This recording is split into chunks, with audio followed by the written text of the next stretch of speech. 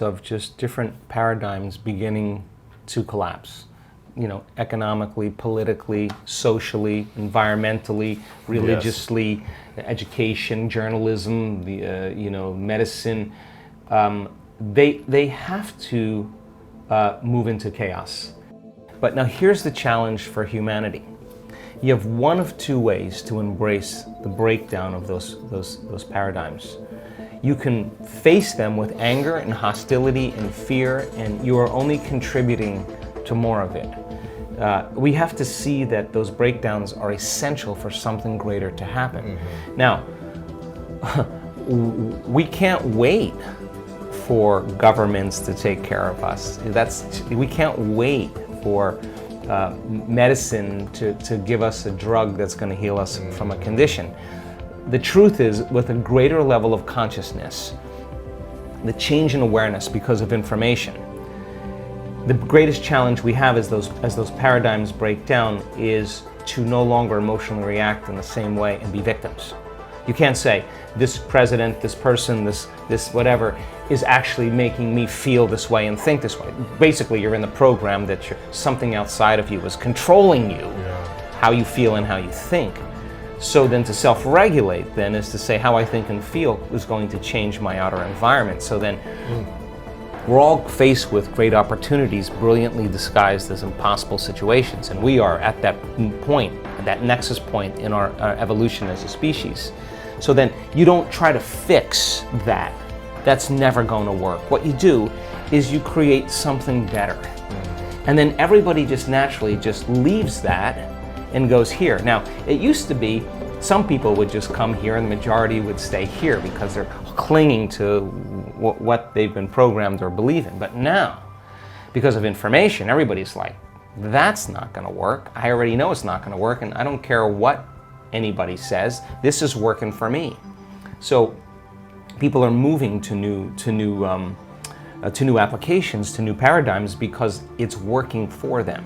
So as long as we don't emotionally react to the breakdown that's happening currently in the world, and chaos is just unpredictable order, as things move towards disorder, the novelty that's being created is literally chaos. Because the known and everything staying the same is order. But as you step out into that unknown, you're having the chaos is unpredictable order being expressed through novelty. And we have to be able to learn how to take that disorder and with the application of brain and heart coherence, create more order. So you can't just say, hey, I'm standing up for peace, and being miserable with your coworker. You don't get to talk about peace until you're the living prayer of peace. Not just, we know crime rates go down and violence goes down when there's peace projects in communities where there's meditation on peace. But when those peace gathering projects end, you see that crime and violence and everything returns back to the same level. So it's not enough to just think it. We got to demonstrate it. So if I'm demonstrating peace and you're demonstrating peace, somebody else, because of mirror neurons, is going to go, wow, that person's unpredictable. Wow, they're different. It's given me permission to do the same.